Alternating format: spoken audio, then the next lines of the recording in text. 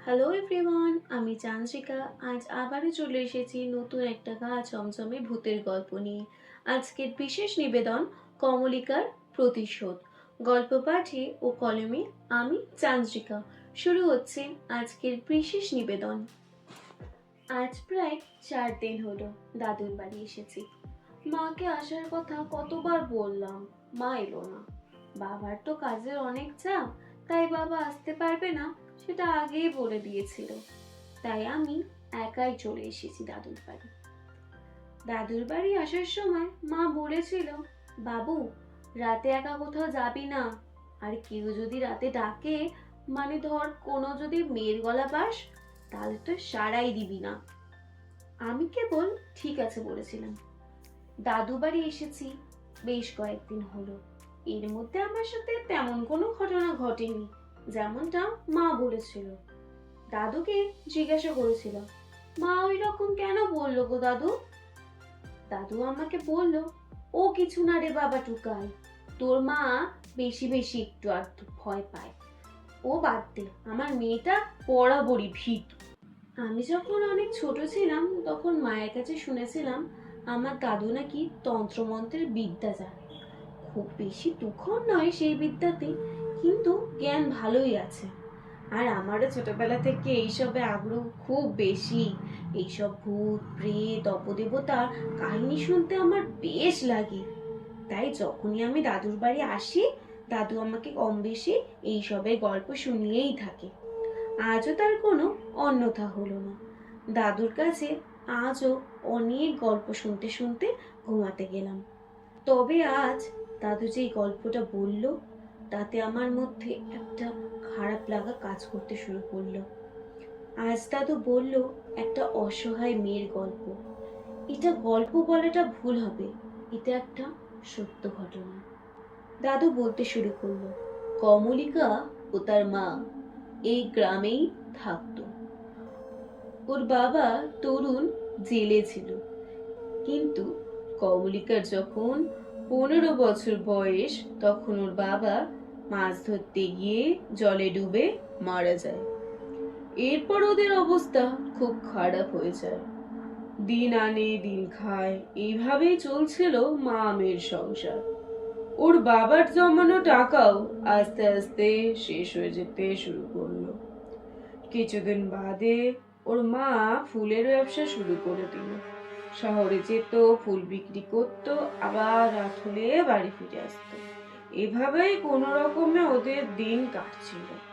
কিন্তু বিপত্তি হলো সেই দিন, যেদিন লক্ষ্মীর শরীর খারাপ হয়ে গেল। এরপর কমলিকা নিজের পড়াশোনা ছেড়ে সংসারে হাল ধরার জন্য ফুলের ব্যবসা শুরু করে দিল। ওর মায়ের মতন ও সকাল সকাল শহরে যেত এবং রাতে বাড়ি ফিরত। এমনই এক বর্ষার রাতে ঘটে গেল এক মর্মান্তিক ঘটনা। সেই বর্ষার রাতে ঠিক কি মর্মান্তিক ঘটনা ঘটেছিল সেটা জানতে হলে আমাদের চ্যানেল গল্পের সন্ধানের সাথে জুড়ে থাকুন। গল্পটা কেমন লাগলো সেটা লাইক ও কমেন্টের মাধ্যমে জানাতে ভুলবেন না। সবার প্রথমে নোটিফিকেশন পাওয়ার জন্য আমাদের চ্যানেলটিকে সাবস্ক্রাইব করুন। এক বর্ষার রাতে কমলিকা শহর থেকে আসতে বেশ রাত হয়ে গিয়েছিল। আমাদের পাড়ার বেশ কয়েকটা প্রভাবশালী বখাটে ছেলের ওর ওপর চোখ ছিল বরাবর। যেহেতু ও বেশ সুন্দরী ও শিক্ষিতা ভালো মেয়ে ছিল, পড়াশোনা তো খুব একটা খারাপ ছিল না কমলিকা। তাই সেই দিন রাতে ওরা কমলিকাকে একা পেয়ে নির্মমভাবে শারীরিক অত্যাচার করে হত্যা করে। ওর মৃত্যুর কিছুদিন বাদেই ওর মাও মারা যায়। এই শোক হয়তো লক্ষ্মী দেবী সহ্য করতে পারেননি। এইভাবেই গোটা পরিবারটা শেষ হয়ে গিয়েছিল। কিন্তু কমলিকার মৃত্যুর 1 মাস পর থেকে গ্রামে এক অদ্ভুত জিনিস শুরু করলো। কোনো মেয়ে নাকি রাতের বেলা কারোর বাড়ির সামনে এসে তাদের নাম ধরে ডাকে। কোনো সময় তাদের কাছে সাহায্য চায়। কেউ যদি ভুলেও তার ডাকে সাড়া দিয়ে দেয়, তাহলে তার পিছু পিছু চলে যায়, তাহলে সে আর কোনোদিন ফেরে না। কিছুদিন বাদে বোঝা গেল ওটা কমলিকার আত্মা, কারণ সেই বর্ষার রাতে কেউ নিজের ঘুম ভঙ্গ করে কমলিকাকে সাহায্য করতে এগিয়ে আসেনি। তাই আজও ও গোটা গ্রামের ওপর ক্ষুব্ধ। ঘটনাটা শোনার পর আমার শরীর কেমন যেন ভারী হয়ে গেল। এছাড়াও একটা অদ্ভুত খারাপ লাগা কাজ করছিল কমলিকার জন্য। ঘটনা শোনার পর আমি শুয়ে পড়লাম, কারণ এই সত্য ঘটনা শুনতে শুনতে বেশ অনেকটাই রাত হয়ে গিয়েছিল। রাত তখন প্রায় 2টো। হঠাৎ আমার কানে ভেসে এলো এক মেয়েলি কণ্ঠ। কেউ যেন আমার নাম ধরে ডাকছে। আমি শত চেষ্টা করেও তার ডাক থেকে নিজেকে অব্যাহত রাখতে পারলাম না, নিজেকে আটকাতে পারলাম না আমি। হঠাৎ কানে এলো এক তীব্র আর্তনাদ। সে যেন আমাকে কিছু বলতে চায়। আমি দেখলাম একটা সাদা কুয়াশা ঘন রাস্তা দিয়ে আমি হেঁটে যাচ্ছি। সেই নারী মূর্তি যখন আমার দিকে তাকালো, তার বীভৎস চেহারা দেখে আমি আর্তনাদ করে উঠি। সাথে সাথে আমার ঘুম ভেঙে গেল। আমি বুঝতে পারলাম আমি স্বপ্ন দেখছি। পরের দিন দাদুকে সব ঘটনা খুলে বললাম। দাদুকে বলার সাথে সাথে এটাও বললাম যে, দাদু, তুমি কি পারো না কমলিকার আত্মাকে মুক্তি দিতে? দাদু কিছুক্ষণ ভেবে বলল, তাহলে আজ রাতে আমি যজ্ঞ করব, তুই আমাকে সরঞ্জাম এনে দিস। দাদুর কথা মতন সব সরঞ্জাম এনে দিলে দাদু রাতে যজ্ঞ শুরু করে দিল। এরপর কমলিকাকে আহ্বান করা হলো, তাকে ডাকা হলে সে আবির্ভূত হলো। সেটা দেখে আমার ভয়ে প্রাণ যায় যায় অবস্থা।